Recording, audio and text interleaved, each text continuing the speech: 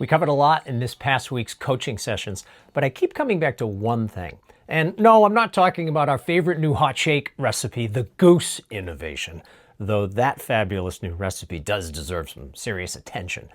Rather, it was something that Laura wrote as almost an addendum to her Facebook post where she showed a very tasty, very savory, high-protein, low-calorie meal. And it was the last sentence here that she wrote that I want to focus on.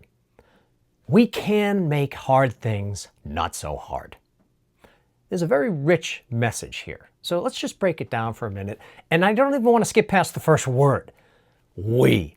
All of us, our community, collaborating together. That's what we're doing here at Next Step. Sharing ideas and strategies, providing support and understanding to one another, and sometimes motivation and even inspiration. Okay, next, the word can. Just one word, but there's a lot here too. You're able to do what you're setting out to do here in the program. Lose weight, keep weight off, and manage the many areas of health affected by your healthy lifestyle choices. You can change things. We do this every week. We act on our goals, we get in action, and we can stay in action. The operative word again being can. We can do this. And you know, it's good to remember that from time to time because it's easy to fall into the thinking of, I just can't keep doing this. I can't keep this up. That may sound familiar, but the truth is you can, with the structure, the support, and the accountability that you've taken on here in the program. You can do this. Okay, next, make hard things. Okay, stop right there. Hard things.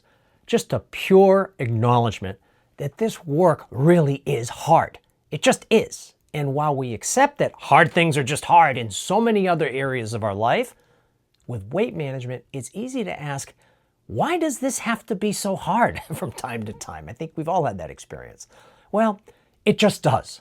And the more consistently we can accept this, the quicker we can move on to the last part of this quote.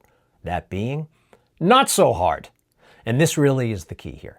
We can make this hard work not so hard. We can lower the hurdles, so to speak.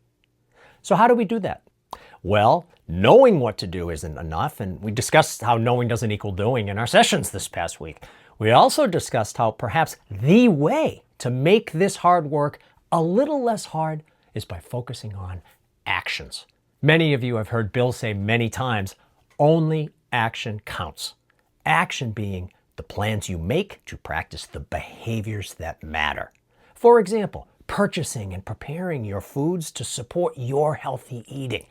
Planning specific strategies for your meals, for your snacks, and building in frequency with those choices to avoid the slippery slope. Pushing high volume foods to prevent hunger, of course, but also to reduce the food noise. Any and all actions are what really count. And by the way, let's throw in looking for opportunities to build in more short bouts of physical activity on top of your regular routines just to help us break up the sitting that we all tend to do most of the day. So again, it boils down to actions, all in support of the main idea here, that we can make hard things a little less hard by getting into action. And all of this actually makes me think of a quote that I think you've all heard before. Do hard things and weight management gets easier. Do easy things and weight management gets harder. So what's your next move? What's your next successful choice to lower the hurdles just a little bit more today or tonight? What's your next action? Because only action counts. You decide.